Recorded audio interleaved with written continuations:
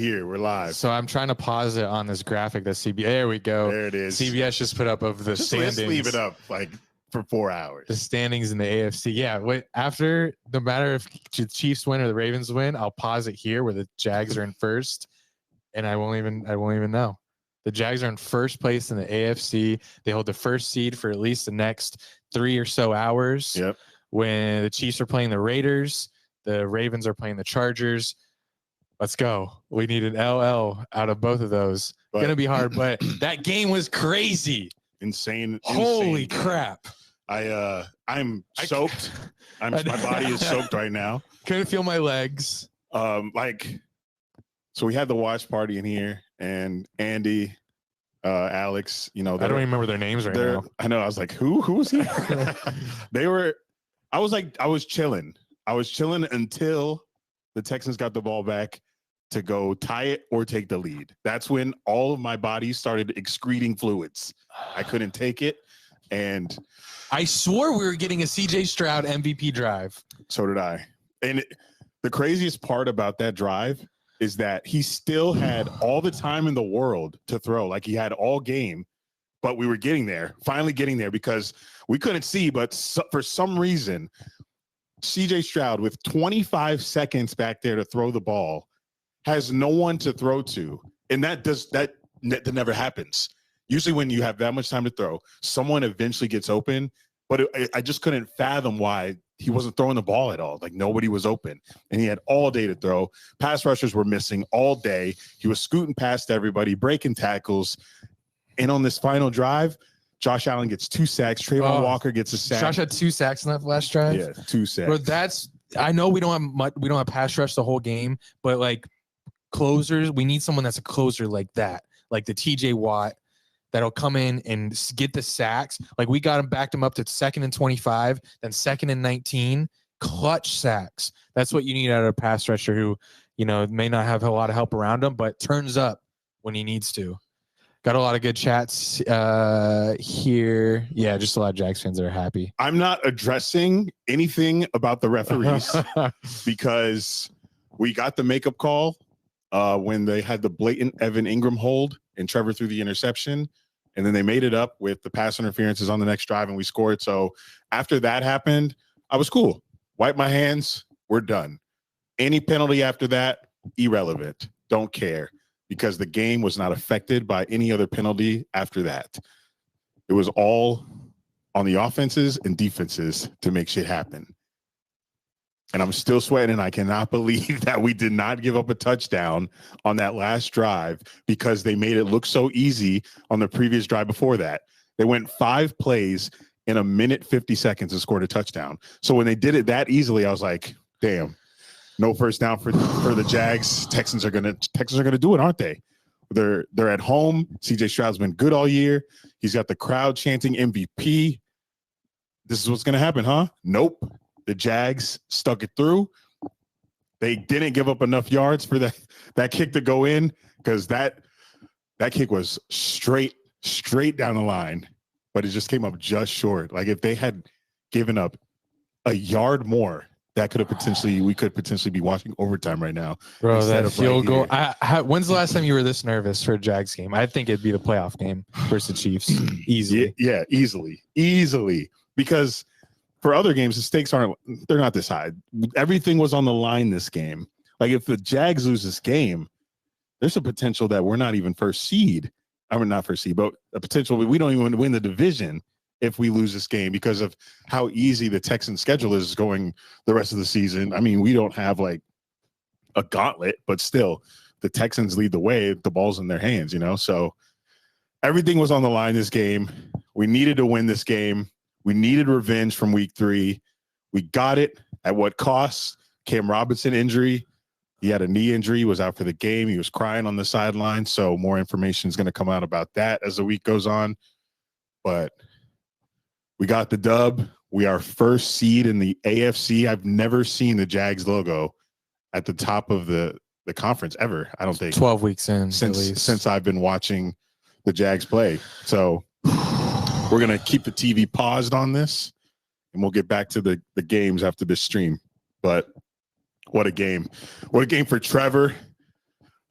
He had a great game. He was on pace for his first 400-yard game, but he didn't get it. We couldn't close it in the end. And then we had the Brandon McManus, the missed field goal, which you think he's automatic, would have gone up maybe like 2 scores, or I'm not sure. Everything in the last couple hours. It was going to be 27-21. It would have been 6 points. So look, we knocked Houston apparently out, and they're in the hunt now. They're not even in the wild card officially. Wow, Indy is ahead of Houston right now, but I'm sure they play again. Do you have good tweets that you saved of Texans fans or someone doubting the Jags winning this game? Just there's just a Texans fan who I mentioned talking about how the refs were rigging it for us. I thought you saved some before the week. I saved like 2. Just like someone said, it was a reply to somebody said, I already know Texans fans are going to block us after the Sunday game. And then a popular Texans fan on Twitter was like, if we do, it'll be because we won't be able to stand the constant crying and excuses why the Jags lost to the Texans again. So I saved that one and quote tweeted that. I said, pack it up. I was not expecting this kind of game. I was seriously expecting them, unfortunately, them to win. And I didn't think it was going to be. So when you said 24-17, it was just for. When did I say that? The Jags? On our prediction. I go back and forth. We recorded that on Tuesday last week. Yeah. And then leading up to the game, this scheme that the Texans run on offense and defense just seems to have our number. But Trevor was throwing dimes today. Should have had another touchdown to Calvin Ridley that Calvin just dropped in the back of the end zone. That was a dime. He threw 2 dimes back to back to Calvin for a touchdown, then a 2-pointer. Same play.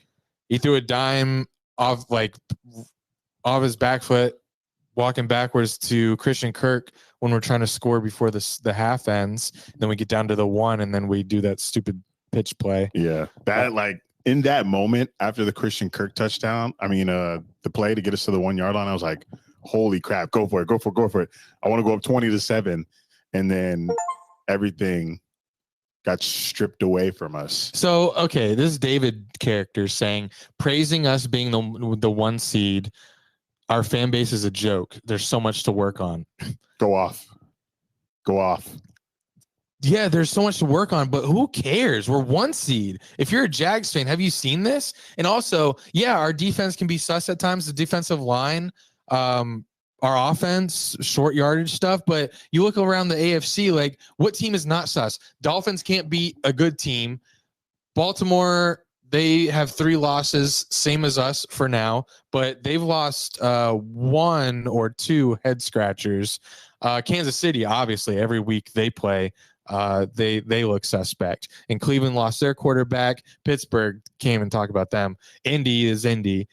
In the Buffalo, what team isn't so? Let us enjoy this. There's so many teams that have suspect parts of their game. Yeah, we have ours too, but we're right now number 1 seed. Who cares?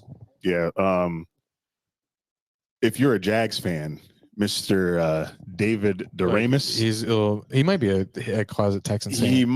He might not truly be a Jags fan because he's not really saying anything about the Jags. But as a Jags fan, I will say we've watched 2 decades of losing seasons, 5 or less winning seasons in the last 20 years, and you're gonna sit here on a Jags Bleacher Report comment section and tell us not to be happy about a 1 seed because there's so much to work on? Come on now. Listen to yourself, sir. We are the 1st seed as Jacksonville Jaguar fans. And have you ever heard anybody in media or any sports analysts say anything positive about the Jags besides Nick Wright? We're always the enemy. And to see us at number 1, it's like a big F you to everybody. It's like we're here and we're here to stay because you can't give us credit for nothing. You want to discredit us for everything. Small market team, play in London, move to London, yada, yada, yada. We're 1st seed. Don't care if we couldn't get to the quarterback until the last drive. It doesn't matter. What matters is that record and the results of the game, which was 24-21 Jags over the Texans, and we lead the division, we lead the conference. Get over yourself. Be happy, Jags fans. I know you're happy. I know y'all are happy. Great meme by the Jaguars admin. They tweeted after the game. Can you do the impressions? Oh, I'll do Patrick. SpongeBob's so hard. I'll do Patrick. Yeah, Patrick's easy. Hey, Patrick, what am I? That's good. Overrated? No, I'm Texas. Who says this one? Both of them? What's the difference? Yeah, he does say that. When you miss the crabs and plankton. Get a collab. Dang. Jags admin calling the Texans overrated is crazy. I mean, CJ, they were good. I mean, I'm not going to lie. This is going to be a rivalry that this is every game, every year is going to be like this. Yeah, it's going to be sweaty. I haven't felt like this in so long. Like, I feel something. When is the last time you have felt like this? Yeah, like we said, it had to have been the Chiefs game. And then, like, before that, the Chargers. And then before that, every game last year, like second half. And like I'm saying, like all that's been recent. I'm saying even before we got Trevor Lawrence, when have we felt like this? We really haven't. We really have never been in a position where we're like, oh, we're playing a division rival for the lead in the division 12 this deep into the year. Yes, week 12 champions. We are week 12 champions. Week to week lead, live in the present. I'm sorry we can't hold our excitement until we actually win the division. That's not how fandom works. If it did work like that, nobody would be making money in sports because fans just wait to go to games until their team makes the playoffs. Make some more sense, please. Okay, so this guy was a hidden Texans fan. That's not a Jags fan. He's definitely a Texans fan. Hey, shout out to Luke Smith for reminding me that the Jags broke that schedule streak. Yes. Where last year we were complete. This year we were completely mirroring last year's wins and losses, which meant this would have been a loss if you look at last year, which was a win. We won this year, so it's broken, which we kind of predicted on our show. Oh my gosh. I should pull up our YouTube comments from all the Texans fans. Let me try to find that. All the Texans fans in our preview vid that were on the preview vid. Oh my gosh. Because that was those are some good comments to pull up. But you want to can you remind me the stats from this game? Like yes. I want to see how so we were sitting here just waiting for Trevor Lawrence to get a 400-yard game, but we didn't get it. Because I think the last time he even threw for 400 yards was in the college football playoff against Ohio State when Justin Fields threw 6 touchdowns. But Trevor Lawrence, 364 yards, 23 for 38, 1 touchdown, 1 fluke interception. I just cannot believe they missed that obvious call, and it turned into an interception and 6 points for the Texans. I was irate at that moment in the game. 22 first downs, 445 total yards. The run game really didn't get going today. I thought it would be like heavily relied on, but Andy here told me that after the Titans win, Trevor actually said to Doug Peterson that he's 1-4 against the Texans and wanted to beat them. So he was really focused on this game. The first thing he said in the locker room to Doug after the Titans win was, yeah, man, big game next week. I'm a 1-4 versus them. So he wanted this one bad, and the dimes he was throwing certainly seemed like it. Yeah, he was throwing all over the field. Pretty much a perfect game. Did have some misses, but besides that one, like the Ingram drop on a drive that we were moving the ball, the Calvin Ridley end zone drop, like we got to fix this if we want to win in the playoffs, because if I see Calvin Ridley dropping a touchdown pass on a perfect deep ball from Trevor and we're in the playoffs, and that's to win the game, we got to fix that now. We are not trying to watch that against like top tier AFC teams, man. We got to fix the drops. The one Christian Kirk dropped, but the sun was in his eyes, so I give him that one. And then that was a dime too. And then kind of. And then the one the Jags tweeted, where they said Trevor Lawrence is him, where he like just somehow fits it in these tight windows, throwing lasers, and it just falls right into Calvin Ridley's hands, right through the defender's hands. And then lastly, I believe the one to Zay Jones, the deep one to Zay Jones, when we were trying to go up 31-14, and he just couldn't get that second foot in bounds. But that is a Zay Jones type of play right there. But we'll get more of those. Zay Jones wasn't heavily utilized in this game, but that would have been like if Zay Jones had like one catch, that would have been a monumental one for him. So Another game where Ingram doesn't get a touchdown, but we spread this ball out, bro. He almost had one. He was mad that he didn't get it. Yeah, Trevor threw him there, but the Jags right now are like the dynasty Spurs. Oh, they move the ball around. They do without the rings, but they do. They spread the ball around like hell. Like Calvin Ridley 5 catches, Kirk 4 catches, Luke Farrell with 3, Ingram with 5, ETN with 4, Zay Jones. Like everybody's involved in the offense, and you can't ask for more with a quarterback and coach like that. Like, keep it balanced, y'all. Keep it balanced. Shout out to our closer, our freaking monster on the line, Josh Allen. Is coming through big time. Man, we're gonna have to come out of pocket big time in the off season. Like, you can't lose this guy. He's so good for the city, so good for the culture, so good on the field. He generated as per next gen stats, generated a career high 12 pressures versus the Texans, including 8 against Laramie Tunsil. It was Tunsil's first game over the last 6 seasons where he allowed more than 4 pressures to a single defender, and he had 8. He had 8 against Tunsil, and Tunsil hasn't allowed more than 4 in 6 seasons. That's insane. Yeah, that last sack by Josh Allen was so clutch. It took him back further out of field goal range. Like, oh my God, this is the kind of guy you want that you need on your team, especially headed to the playoffs. You need a guy like this. Yeah, it was annoying because it's like Josh Allen gets the sack on first down. It leads us to the 2-minute warning. So it's 2nd and 25. We're like feeling good. And then they get a 17-yard gain, a 14-yard gain, immediately negates it. And then next play after they get the first down, sack again. It was a combo sack with Josh Allen and Trayvon Walker. But the defense really showed up on that last drive, which kind of have to, like the Zay Jones thing didn't work out. It's defense's turn, and they showed up. And we got help with the kicker missing the 58-yard field goal by we were watching that live videos on Twitter, but I'll play it. I thought that, play that. There's some vulgar language, but it's okay. So it was in the crossbar. It's crazy. If you listen to that sound, you'll hear me saying crazy things about what I was doing here. Yeah, that's funny. Oh, what a game, man! So what a game. My friend our friend Jay Nubs texted me. He's like living and dying by this. He said, Jags are 8-3, top seed in the AFC, and heading into a Monday night home game. Did you ever think this was possible?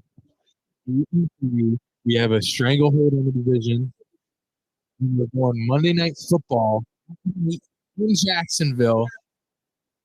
Big Brownie against the Bengals. Wow, yes, Joe Burrow, it would be an electric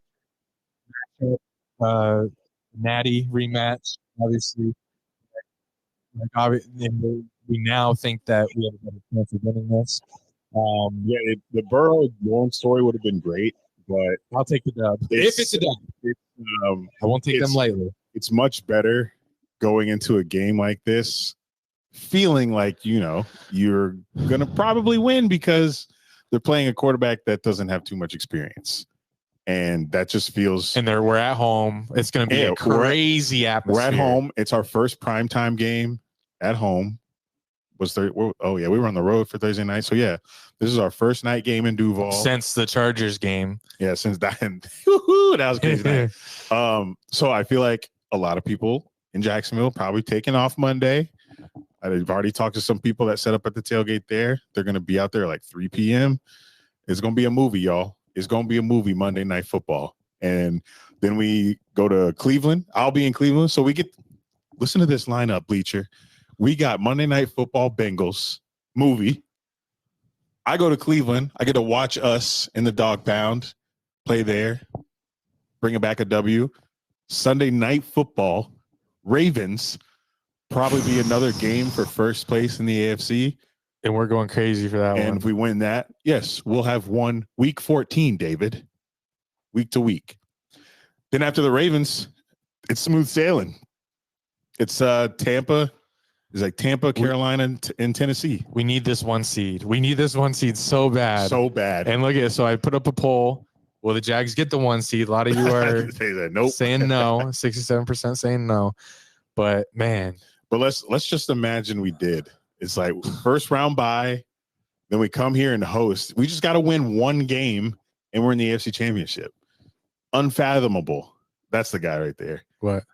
Brown Chubby Bear, the one I quoted, but he's probably just going off about the game right now. He's like, I've been watching people in Jags Twitter just go back and forth with this guy all week, but he's probably just complaining about something irrelevant. I figured this was going to be a ref game that Texans fans are going to be complaining about, but we don't play you again, so don't care. Yeah, go no revenge. Go worry about your other games unless we play in the playoffs. How about you don't get sacked twice on your game-winning drive there? And how about your kicker makes the kick next time? Boy, y'all got nothing to tell us, man. So talking about the rest of our schedule that you're talking about, we play. So what do we have? 8 wins now. We play Jake Browning, Dorian Thompson, DTR, Lamar Jackson, Baker Mayfield, Bryce Young, Will Levis. So if you just say we win 5 of those, let's pretend that Lamar's the loss, but Lamar could be the W. So we'll just, for the sake of this, say Lamar's the loss. That's 5 more. 8 plus 5, 13. 13 and 4. Which gotta give us a 1 seed. Come on, man. I don't know, man. Come on. We went through that Chiefs schedule on the pod, so we're gonna need some help. Yeah, if Chiefs get the 1 seed because they beat us early in the season, obviously gonna be sick. Yeah, but it is what it is. Like you got to beat these teams in your conference to get that first seed. That's what it eventually comes down to. So we are the biggest. What are we? The biggest Raiders? Holy cow! What? Raiders are up 7-0 on the Chiefs. That ain't.